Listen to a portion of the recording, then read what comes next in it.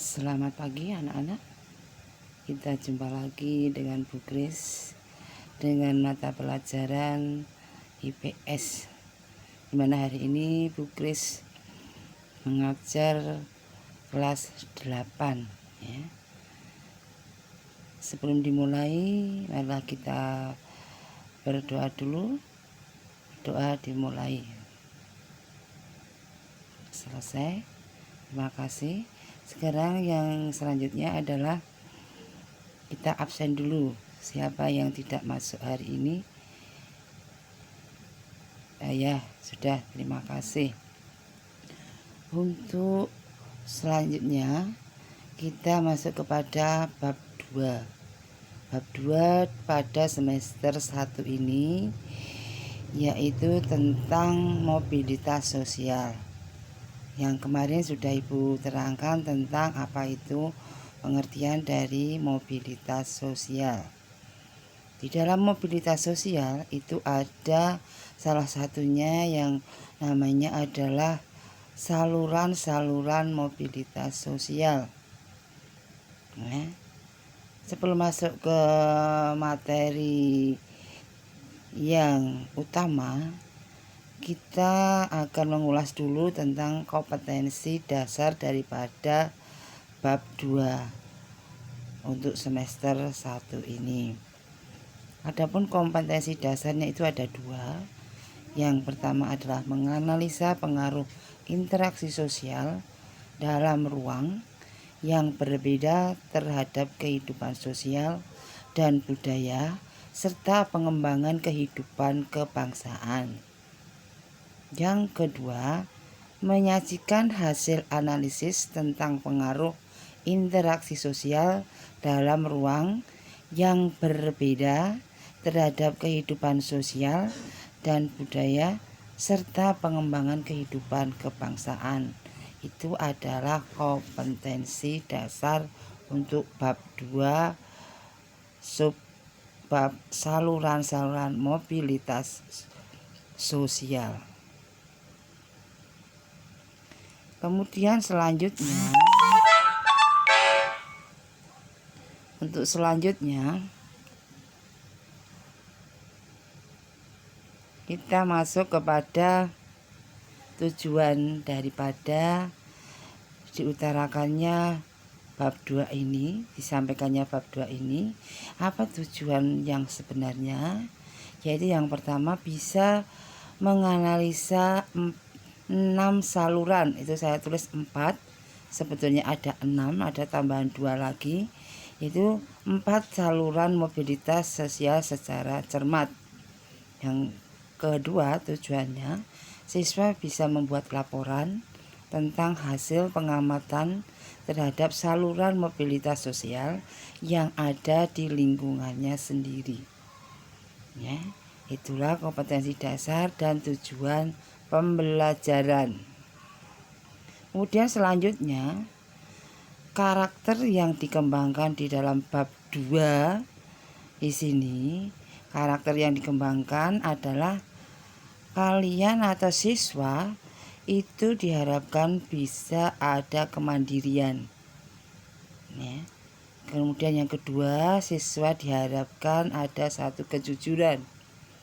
Yang ketiga adalah siswa diharapkan bisa teliti atau ketelitian siswa di dalam mengembangkan saluran-saluran di sini atau mempergunakan atau ikut di dalam mobilitas sosial. Adapun Chris ulas lagi tentang pengertian mobilitas sosial ya. Apa itu mobilitas sosial? Mobilitas sosial adalah perpindahan posisi seseorang atau sekelompok orang dari lapisan yang satu ke lapisan yang lain, baik menjadi lebih tinggi maupun menjadi lebih rendah dari sebelumnya atau hanya berpindah peran tanpa mengalami perubahan kedudukan. Ya. Kalian pasti sudah tahu tentang apa yang dimaksud dengan mobilitas. Jadi kita sebagai manusia satu sekelompok orang di mana kita posisi awal itu misalnya jadi guru, maka ia akan bisa pindah ke lapisan yang sama jadi guru tetapi beda tempat. Itu bisa dikatakan satu contohnya seperti itu. Kemudian pokok permasalahan di sini ada tentang pengertian saluran-saluran mobilitas sosial. Apa itu saluran-saluran mobilitas sosial? Maksudnya apa itu? Ya, pengertian dari saluran-saluran mobilitas sosial, yaitu tempat untuk menyalurkan keinginan dalam masyarakat. Ada yang vertikal, ada yang horizontal. Maksudnya keinginan seseorang untuk mencapai suatu tingkatan itu bisa ke atas, bisa menyamping. Maksudnya ke atas itu dulu misalnya dari bawahan, sekarang bisa menjadi pimpinan. Ya, dulu RT, sekarang bisa menjadi Pak RW. Adapun ada yang horizontal, bagaimana ini contohnya? Untuk horizontal ini hanya sama, kedudukannya sama, setaraf, sejenjang. Misalnya guru SMP 13 pindah menjadi guru SMP negeri 16, itu pindah ke tempat lain tetapi tetap menjadi guru. Itu adalah horizontal, tidak ada peningkatan. Ya. Kemudian selanjutnya di dalam saluran-saluran mobilitas itu macamnya ada 6 seperti sudah saya katakan. Yang di atas itu adalah macam-macam saluran mobilitas sosial. Ya, saluran mobilitas sosial. 1. Angkatan bersenjata. Yang kedua lembaga keagamaan. Yang ketiga adalah sekolah atau lembaga pendidikan. Yang keempat adalah organisasi politik. Yang kelima adalah organisasi ekonomi. Yang keenam adalah organisasi profesi. Ya, jadi ada 6. Mungkin ibu tulis yang di atas itu ada 4. Ini ada tambahan 2 lagi. Sekarang ibu Kris ulas yaitu contoh-contoh saluran mobilitas dari angka 1 atau yang pertama. Untuk angkatan bersenjata jadi maksudnya adalah untuk angkatan bersenjata ini untuk melakukan mobilitas sosial terutama yang vertikal yang memungkinkan seseorang meningkatkan status sosialnya lewat kenaikan pangkat. Contohnya seseorang warga sipil atau warga biasa yang mengikuti akademi militer selama 4 tahun akan mendapat gelar ST-Han dan pangkat Letna 2 atau Letda apabila lulus dari akademi militer. Ya. Kalau sudah 4 tahun, itulah yang namanya melakukan mobilitas sosial secara vertikal dari warga sipil menjadi seorang yang berpangkat letnan 2. Tapi kalau sudah lulus, itu contohnya. Kemudian yang kedua adalah lembaga keagamaan. Untuk lembaga keagamaan di sini, contohnya seorang ulama yang bergabung dalam Majelis Ulama Indonesia atau MUI dan turut andil dalam menentukan fatwa-fatwa dalam kehidupan beragama umat muslim akan dianggap masyarakat sebagai rujukan ulama terkait fatwa-fatwa keagamaan. Ya, seperti itu. Oke, maka akan dijadikan ulama orang biasa kalau dia ikut turut andil dalam menentukan fatwa dan itu dia adalah beragama Islam, maka dia akan dirujuk sebagai ulama. Kemudian yang ketiga, untuk yang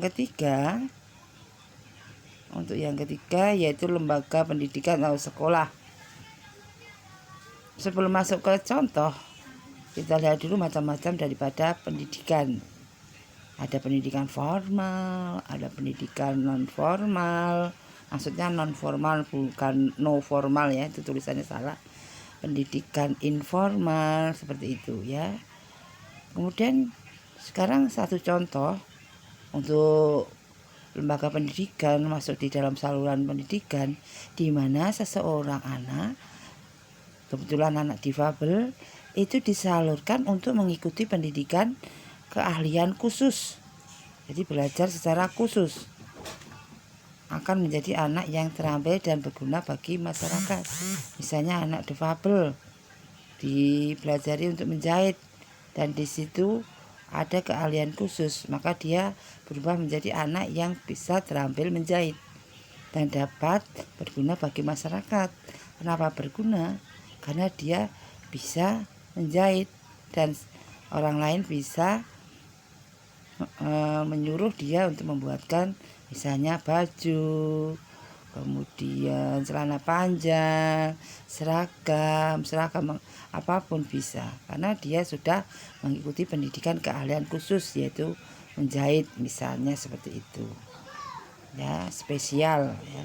Kemudian yang keempat,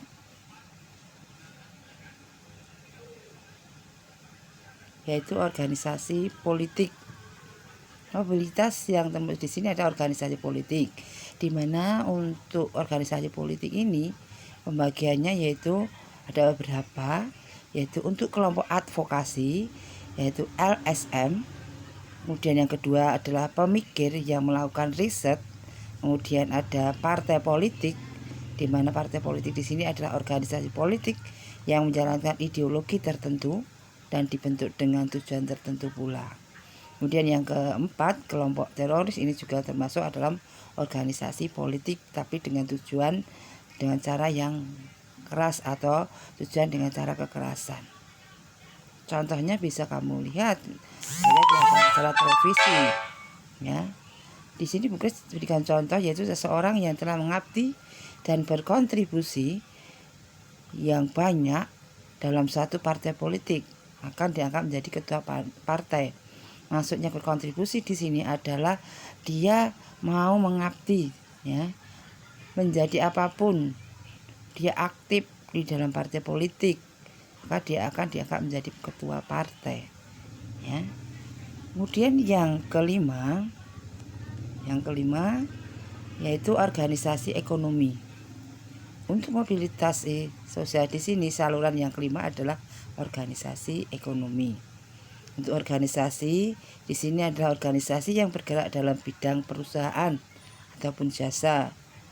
Jasanya umumnya memberikan kesempatan seluas-luasnya bagi seseorang dalam melakukan suatu peningkatan perekonomiannya. Contoh, misalnya koperasi dan badan usaha.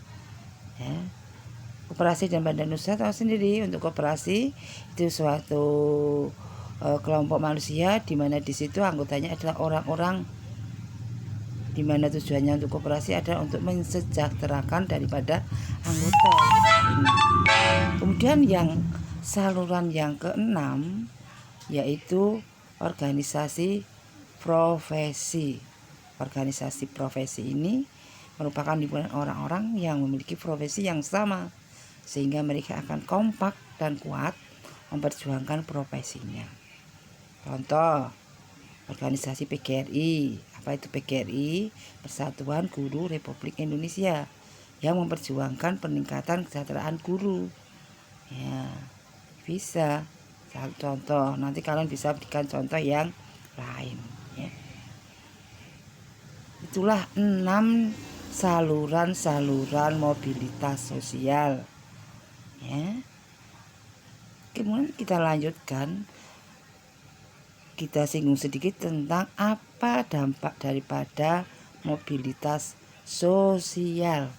Untuk dampak daripada mobilitas sosial dari lewat 6 saluran tadi, dampaknya ada 2, yaitu dampak positif dan dampak negatif. Untuk dampak positif itu mendorong seorang untuk lebih maju di dalam kehidupannya, ya. Yang kedua, mempercepat tingkat perubahan sosial. Yang dulu biasa-biasa saja, yang dulu tidak punya rumah sekarang punya rumah, yang dulu tidak banyak punya sepeda, tidak pakai bensin sekarang pakai bensin, dulu punya sepeda motor sekarang punya mobil gitu. Tingkat perubahan sosial, ya. Kemudian ketiga adalah meningkatkan integrasi sosial, ya. Kemudian yang dampak negatifnya ada dua, yaitu terjadinya konflik. Yang kedua, gangguan psikologis. Terjadinya konflik ini terjadi karena tidak ada suatu kesepakatan antara dua pihak. Kemudian gangguan psikologis ini jiwa seseorang menjadi terganggu. Dalam suatu perubahan itu pasti dampaknya ini. Kalau tidak positif ya negatif.